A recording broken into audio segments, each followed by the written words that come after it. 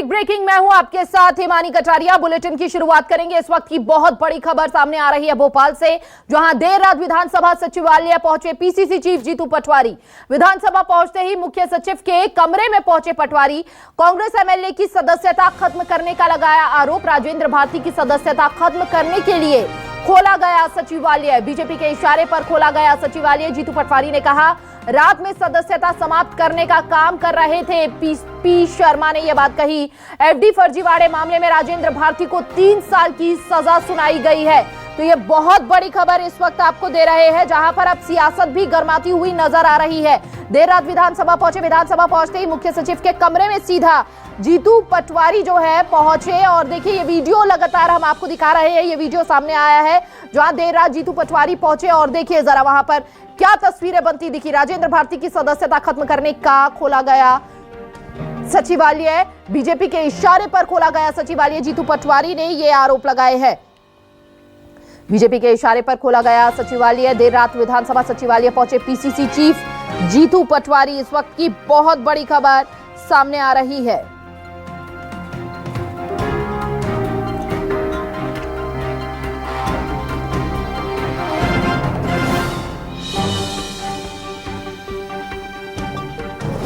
State news coordinator Rakesh Chaturvedi ji हमारे साथ जुड़ चुके हैं। राकेश, बीजेपी के इशारों पर खोला गया सचिवालय। जीतू पटवारी रात में वहां पर जा धमके और सीधे तौर पर कई आरोप उन्होंने लगाए हैं। अभी क्या सियासी सरगर्मी वहां पर बनी हुई है? देखिए, बिल्कुल मध्य प्रदेश में सियासी सरगर्मी राजेंद्र भारती को लेकर है। उनको 3 साल की जो सजा हुई है और उसके बाद विधायकी राजेंद्र भारती की बचेगी या छिनेगी, इस पर लगातार संशय भी बना हुआ है और सियासत भी जारी है। इस बीच एक बड़ा घटनाक्रम मध्य प्रदेश विधानसभा में हुआ। जब रात के वक्त विधानसभा ओपन थी, वहां पर प्रमुख सचिव बैठे हुए थे और अचानक से मध्य प्रदेश के पूर्व कानून मंत्री पीसी शर्मा और प्रदेश कांग्रेस अध्यक्ष जीतू पटवारी विधानसभा पहुंचे और उनका ये आरोप था कि आनंद फानन में विधानसभा इसलिए खोली गई है ताकि राजेंद्र भारती की सदस्यता समाप्त की जाए। और उनका ये आरोप था। हालांकि हम विधानसभा अध्यक्ष या विधानसभा प्रमुख सचिव की ओर से बात करें, अभी तक ये कोई स्पष्ट तौर पर इस बात की पुष्टि नहीं की गई है कि जो कांग्रेस के आरोप हैं उनमें कितनी सत्यता है। बिल्कुल, जो ये सियासी ड्रामा रात में हुआ है, सबसे पहले दर्शकों को एक बार उसकी झलक दिखा देते हैं, उसके बाद आप अपनी बात कंप्लीट कीजिएगा। विधानसभा सचिव सर, मैं कमिंग सर, नमस्कार। आपसे ये अभी तो स्टे है 15 दिन सर, इसमें कर तो सकते नहीं। और रात में बोल लिया, वापिस से पहली बार हुआ मध्य प्रदेश के स्पीकर विधानसभा ने चली। तो ये हमारा स्टे इस पे ऑलरेडी हमें अभी तो इन्फॉर्मेशन मिली कि आप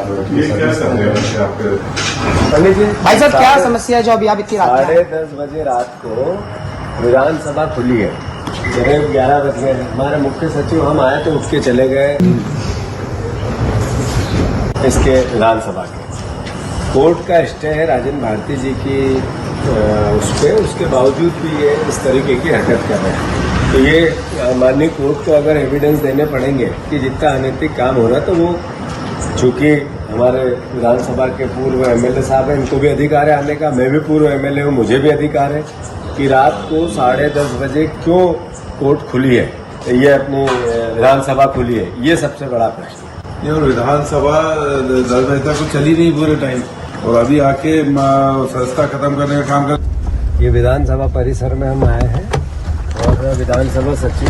ठीक है, तो स्टेट न्यूज कोऑर्डिनेटर लगातार राकेश हमारे साथ बने हुए हैं। एक बार फिर राकेश का रुख करेंगे और उनसे जानेंगे। राकेश, देखिए, जीतू पटवारी बोल रहे हैं, सबसे पहले तो इतनी आधी रात में विधानसभा क्यों खोली गई, और सीधा उन्होंने आरोप लगाया कि यहां पर सदस्यता खत्म करने के लिए बीजेपी के इशारों पर खोली गई है। इसके साथ उन्होंने ये भी कहा कि जब हमने बात करने की कोशिश की तो मुख्य सचिव वहां से भागते हुए नजर आए हैं। क्या सत्यता रही है और अभी क्या वहां पर हलचल है?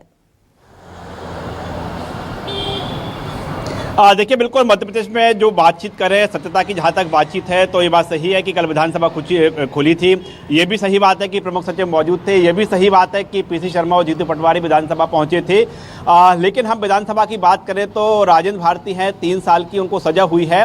और यदि नियमों को पलटा जाए, नियमों की बात की जाए तो राजेंद्र भारती को 3 साल की सजा है। और प्रावधान ये है कि 2 साल से अधिक यदि किसी सिटिंग एमएलए को सजा होती है तो विधानसभा स्वतंत्र है कि उसके खिलाफ सदस्यता समाप्त करने की प्रक्रिया शुरू कर सकती है।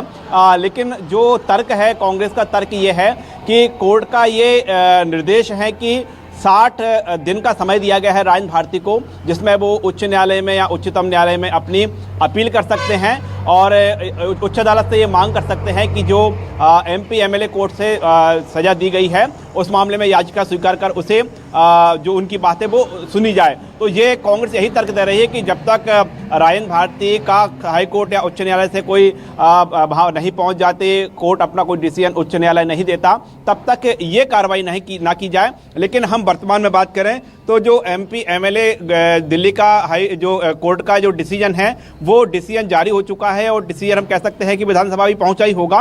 तो ऐसे में विधानसभा स्वतंत्र है कि उस संबंध में प्रक्रिया अपनी शुरू कर सकती है। तो आज का दिन है बेहद ही महत्वपूर्ण होगा जब जो सरकारी जो कार्रवाई वो शुरू होगी। तो ऐसे में विधानसभा ने क्या कोई निर्णय लिया है उस संबंध में भी जानकारी स्पष्ट हो पाएगी, या फिर विधानसभा कोई निर्णय लेने जा रही है। तो कह सकते हैं आज का दिन बेहद ही महत्वपूर्ण होगा, न सिर्फ राजेंद्र भारती के लिए बल्कि राकेश, क्या अभी तक बीजेपी की ओर से भी कोई प्रतिक्रिया इस पूरे सियासी ड्रामे के बाद सामने आई है?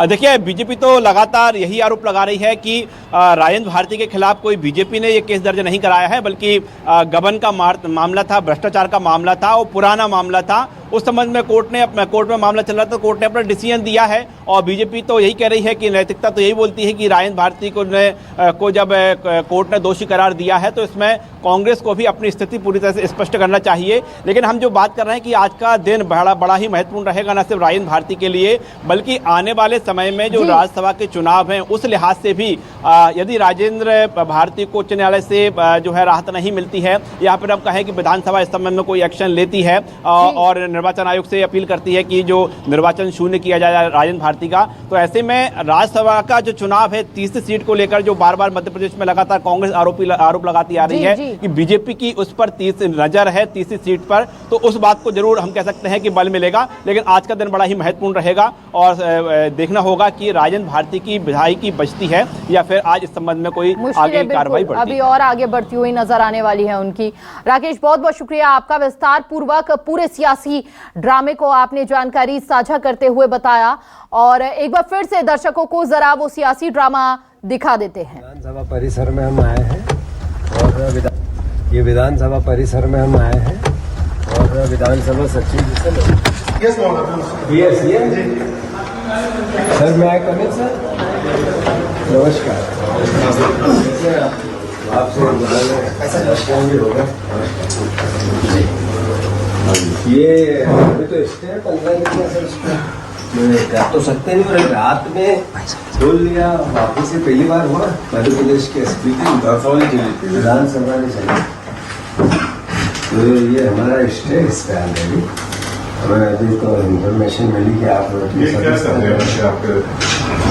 भाई साहब क्या समस्या है जो अभी आप इतनी रात 10:30 बजे रात को विधानसभा खुली है, करीब 11 बज गए। हमारे मुख्य सचिव हम आए तो उठ के चले गए